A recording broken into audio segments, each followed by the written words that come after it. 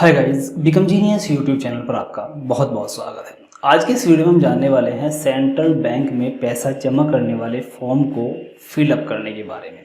अगर आपका account central bank में है और आप अपने अकाउंट में पैसा जमा करना चाहते हैं, लेकिन आपको ये नहीं पता कि जमा करने वाला जो फॉर्म है, जमा करने वाली जो स्लिप है, उसको कैसे फिलअप करते हैं, कैसे उसको भरते हैं, तो इस वीडियो को बिना स्किप किए आपको एंड तक देखना है। इस वीडियो में मैं आपको स्टेप बाय स्टेप बताने वाला हूँ कैसे आप पैसा जमा करने से पहले उस स्लिप को भरेंगे, उस फॉर्म को भरेंगे जिससे पैसा जमा होता है। तो चलिए टाइम को बिना वेस्ट के चलते हैं लैपटॉप की स्क्रीन की तरफ और उस फॉर्म को फिलअप करना सीख लेते हैं।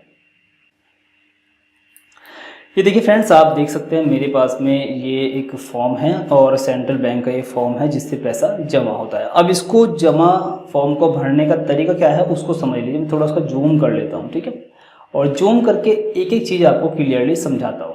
यहाँ पे सबसे पहले हम ये लेफ्ट साइड नहीं भरेंगे बल्कि ये वाली साइड भरेंगे। ओके, यहाँ पे सबसे ऊपर की तरफ आएंगे।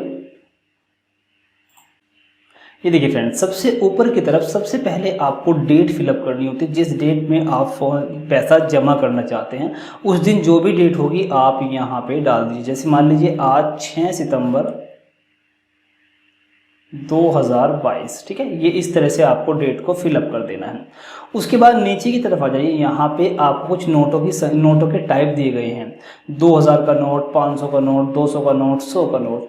तो आपके पास में जितने के जितने नोट हैं, मान लीजिए आपके पास में 2000 के 5 नोट है, ठीक है, मैं ये मान के चलता हूँ कि आपके पास में 2000 के 5 नोट हैं और 500 के आपके पास में 10 नोट हैं, और इसी तरह 200 के मान लीजिए आपके पास में 100 नोट हैं, और इसी तरह मान लीजिए 100 के भी आपके पास में 100 नोट हैं। अगर जिस तरह के भी नोट आपके पास जितने नोट हैं उनकी संख्या आपको यहाँ पे लिख देनी है। उसके बाद जैसे मान लीजिए 5 नोट हैं 2000 के, इन दोनों की गुणा कर दीजिए या फिर जोड़ लीजिए कि 5 नोट अगर 2000 के होंगे तो कितने रुपए होते हैं उनके, ये हो गए 10,000 रुपये, ठीक है, ये हो गया 10,000 रुपये। उसके बाद 500 के अगर आपके पास में 10 नोट हैं तो इसका मतलब ये आपके हो गए 5,000 नोट, 5,000 रुपया, ठीक है। उसके बाद 200 के अगर 100 नोट है तो इसका मतलब हो गए ये आपके पास में है 20,000। ओके, उसके बाद अगर आपके पास में 100 के नोट 100 हैं तो इनका मतलब हो गया ये आपके पास में है 10,000, ठीक है।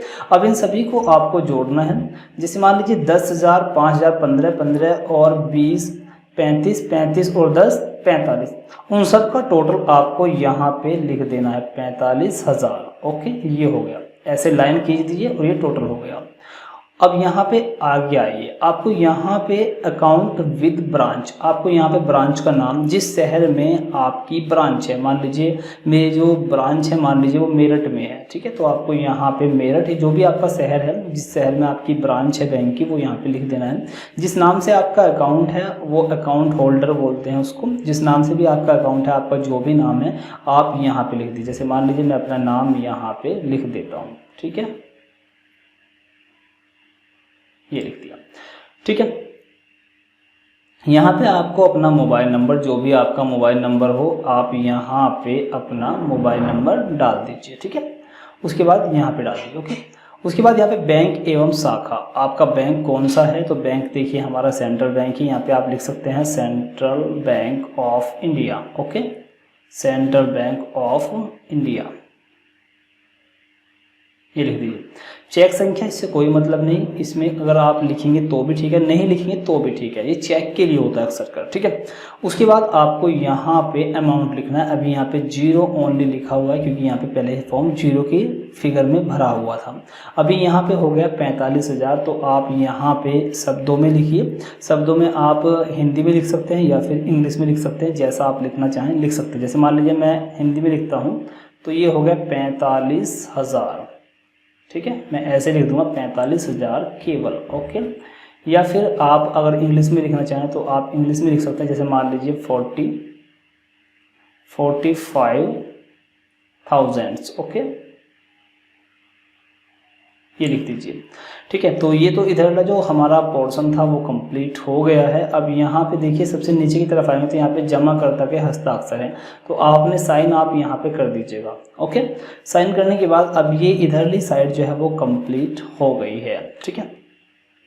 अब यहाँ इस साइड में आते हैं, लेफ़्ट साइड में, और इसको कैसे फिलअप करना है, सेम इसका भी यही तरीका है। आपको जो डेट उस डेट में उस दिन होगी जिस दिन आप पैसा जमा कर रहे हैं, वो डेट आपको यहाँ पे डाल देनी है, जिस भी डेट में आप पैसा जमा कर रहे हैं। उसके बाद आपको यहाँ पे अपना अकाउंट नंबर, देखिए अकाउंट नंबर जो भी आपका अकाउंट नंबर है वो आप यहाँ पे डाल दीजिए, ठीक है।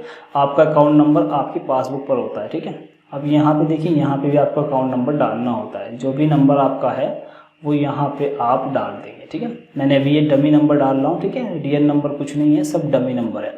उसके बाद यहाँ पे सेम अपना नाम जैसे आपने पहले लिखा था, सेम इसी तरह से आपको यहाँ पर फिर से अपना नाम लिखना है। यहाँ पे आप कुछ ना भरें, कोई प्रॉब्लम नहीं है, और भरना चाहें तो आप यहाँ पे ऐसे भर सकते हैं, जैसे मान लीजिए आपके पास में 2000 के 5 नोट थे, ऐसे कर सकते हैं। उसके बाद में 500 के मान लीजिए आपके पास में 10 नोट थे, ठीक है, और 200 के आपके पास में 100 नोट थे, और इसी तरह 100 के आपके पास में 100 नोट थे, अगर आप लिखना चाहें तो। अदरवाइज़ आप ऐसे भी करके डायरेक्टली अपना पूरा अमाउंट, जितना पैसा आप जमा कर रहे हैं, वो डायरेक्टली ऐसे भी लिख सकते हैं। इसी तरह मैं यहाँ पे इंग्लिश में लिख दूँ या फिर हिंदी में, कोई प्रॉब्लम नहीं है। 45,000, ठीक है, आप हिंदी में लिख लीजिए, नो प्रॉब्लम, ठीक है। तो देखिए अभी हमारा जो फॉर्म है वो कम्प्लीटली फिलअप हो चुका है। यहाँ पे आप एक बार फिर से रिपीट कर लीजिए। यहाँ पे आपकी डेट आ गई, जिस डेट में आप पैसा जमा कर रहे हैं। उसके बाद आपका अकाउंट नंबर, जो भी आपका अकाउंट नंबर है यहाँ पे लिखेंगे। उसके बाद आपका नाम क्या है, किस नाम से आपका अकाउंट है, सेम नाम जो आपकी पासबुक में छपा हुआ होगा वही नाम आपको यहाँ पर डालना है। इसमें आप ये जो डिटेल मैंने लिखी हुई है, नोटों की संख्या, ठीक है, तो यहाँ पे आप लिखना चाहें तो लिख सकते हैं, अदरवाइज आप यहाँ पे लाइन ऐसे खींच के डायरेक्टली जितना अमाउंट है आपका वो लिख सकते हैं। यहाँ पे शब्दों में लिखना है, और यहाँ पे इधर चलते हैं कि यहाँ पे सेम आपको ब्रांच का, आपकी ब्रांच कहाँ की है, किस ब्रांच में आपका अकाउंट है, वो यहाँ पे आपको डाल देना है, जिस नाम से अकाउंट है वो डाल देना है। उसके बाद मोबाइल नंबर, ये कंपलसरी नहीं है, डालना चाहें डाल दीजिए, क्योंकि अगर कोई दिक्कत आती है तो बैंक के जो कर्मचारी है वो आपसे कॉन्टैक्ट करेंगे, इसलिए आप डाल दें तो बेहतर होगा। उसके बाद में इसको फिलअप करें या ना करें कोई प्रॉब्लम नहीं है, ठीक है। यहाँ पे आपको फिगर डालनी है हिंदी में या फिर इंग्लिश में, मतलब कुल मिलाकर के वर्ड्स में डालनी होती है।